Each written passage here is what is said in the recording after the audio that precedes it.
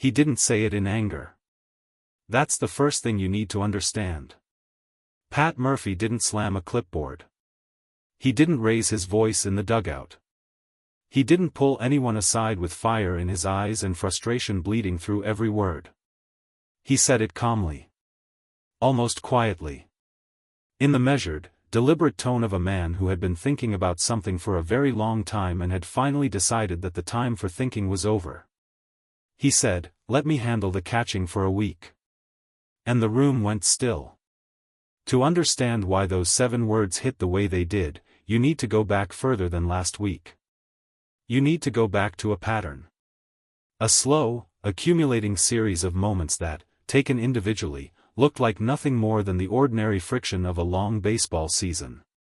But taken together, seen from the outside, the way Murphy had been seeing them from the inside, they told a story that was becoming impossible to ignore. The story was simple. Ohtani and his catcher were not connecting the way they needed to connect. Not in the dramatic, obvious way that ends up on highlight reels or generates headlines. This wasn't passed balls or wild pitches or stolen bases given up on bad timing. This was something quieter. Something that lives in the space between pitcher and catcher that most fans never see and most analysts never measure. The small disagreements on pitch selection. The slight hesitations before signs were given. The moments where Ohtani shook off a call and the catcher's body language, just barely, just enough for someone watching closely, registered something that looked like surprise. Murphy had been watching closely. The first time it happened, he filed it away. Pitchers shake off catchers. That's baseball. That's as old as the sport itself. There is nothing inherently alarming about a pitcher looking in, reading the sign, and giving a small shake of the head that says "not that one." It happens hundreds of times across a single season. It is a conversation, not a conflict. Murphy knew that. He had been in professional baseball long enough to understand the difference between a pitcher exercising his instincts and a pitcher and catcher who are speaking 2 different languages. The second time it happened, he paid closer attention. The third time, he started keeping notes. By the time the pattern had established itself clearly enough that Murphy felt certain it wasn't random, that it wasn't just the natural variance of a long season or the ordinary friction of 2 competitors working through their chemistry, he had accumulated enough observations to bring them somewhere. To do something with them. The question was what? The answer, when it came, didn't come from inside his own organization. It came from watching Dave Roberts. This is the part of the story that most people missed when the news first broke. They heard Murphy's suggestion and they focused on the suggestion itself. On what it meant for the catching situation in San Diego. On what it said about the coordination problems between Ohtani and his catcher. On whether this was a desperate move or a calculated one. But the real origin point of what Murphy decided was the way he watched Roberts work with his catchers on the other side of the field. It happened during a series between the Padres and Dodgers. Murphy was in his customary position, watching everything, processing everything, storing everything in the organized, detail-oriented mind of a man who has spent decades turning observation into competitive advantage. And what he observed, on the other side of the diamond, was something that stopped him. Roberts wasn't just managing his catchers. He was teaching them. Not in the formal, structured way of a coaching session in a film room. This was different. This was real-time, in-game, live instruction happening in the most pressurized environment professional baseball offers. Murphy watched Roberts pull his young catcher aside between innings, not to correct a mistake, not to address an error that had already happened, but to prepare him for what was about to come. To walk him through the mind of the pitcher he was about to catch. To give him a framework for understanding not just what pitches to call, but why. Not just what Ohtani needed mechanically, but what he needed psychologically in that specific moment of that specific game. Murphy watched this happen once and thought it was situational. He watched it happen again and thought it was intentional. By the third time, he understood it was a philosophy. Roberts had built something between his catchers and his pitchers that went beyond the standard professional relationship. He had created a shared language. A common vocabulary for pressure situations that meant the catcher wasn't just receiving pitches, he was co-authoring the game plan in real time, adjusting to what the pitcher needed as the game evolved, reading the same signals that the pitcher was reading from the opposing lineup and translating them into pitch calls that felt like answers rather than guesses. The result was visible in the numbers. But more than the numbers, it was visible in the body language. When Roberts' catcher set up for a pitch, there was a quality of certainty in the movement. A settled confidence that communicated to the pitcher before a single sign was given, "I know what you need. I've already thought through where we are. Trust me." Murphy watched all of this from across the field and felt something complicated move through him. Part of it was admiration. Roberts was doing something genuinely impressive, and Murphy was honest enough with himself to recognize it without letting his competitive instincts bury the recognition. But part of it was something else. Something sharper. Because what he was watching on the Dodgers' side of the field was the exact mirror image of what he had been observing, and worrying about, on his own side. The connection Roberts had built with his catchers was precisely what Murphy was watching fray, slowly and quietly, between Ohtani and the man catching for the Padres. He didn't make the decision that night. Murphy is not an impulsive man. He did not leave that game, walk into his office, and announce a change because of what he had just seen. He sat with it. He watched more film. He went back through his notes. He pulled up the data on pitch selection patterns and looked for statistical evidence of what his eyes had been telling him. He found it. The numbers confirmed what the observations had suggested. In high-leverage situations, 2 outs, runners in scoring position, the moments where the pitcher-catcher connection matters most, the coordination between Ohtani and his catcher was operating at a measurably lower level of efficiency than it was in lower-stakes situations. That gap, between how they worked together when it didn't matter and how they worked together when it mattered most, was not acceptable. Not for a team with the Padres' ambitions. Not with a pitcher of Ohtani's caliber on the mound. Something had to change. The question, again, was what? He called a private meeting. Just Murphy, his bench coach, and his catching coordinator. No players. No wider staff. Just 3 people in a room trying to solve a problem honestly. The conversation lasted almost 2 hours. What came out of it was not a personnel decision, not immediately. It was a process decision. Murphy's suggestion, the one that would later become the story that stopped the baseball world, was not about replacing the catcher. It was about something more fundamental than that.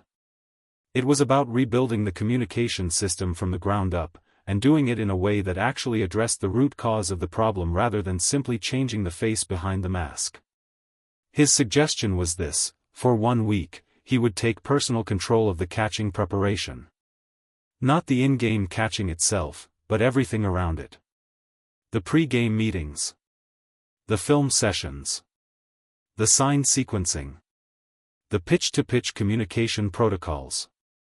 He would do what he had watched Roberts do, insert himself as the connective tissue between pitcher and catcher until the two of them had rebuilt enough shared language to function at the level the situation required. 1 week. Personally supervised. With Murphy himself as the architect. The reaction in the room was not unanimous. His bench coach pushed back. Gently, but clearly. The argument was reasonable. This was the kind of thing that catching coordinators existed to handle. Murphy had enough on his plate managing a contending team through the grinding middle stretch of a season. Adding this level of granular involvement in the pitcher-catcher relationship risked spreading his attention too thin at precisely the moment when he needed to be most focused on the broader strategic picture. Murphy listened to all of it. He nodded in the right places. He acknowledged the validity of the concern. Then he said something that ended the debate. He said, "I've been watching the problem from a distance for long enough. The distance isn't working. Sometimes the only way to fix something is to get close enough to it that you can actually see what's broken." Nobody argued after that. The decision went to Ohtani first. Before the coaching staff was informed at a wider level. Before any organizational announcement. Before the story had any chance to become a story. Murphy sat with Ohtani and his interpreter in a small meeting room adjacent to the clubhouse. He laid out what he had observed. Not as criticism, that distinction mattered to Murphy, and he made it explicitly clear at the start of the conversation. This was not a conversation about failure. It was a conversation about optimization. About taking something that was functioning adequately and making it function at the level that a pitcher of Ohtani's ability deserved. He said, "You're too good for adequate.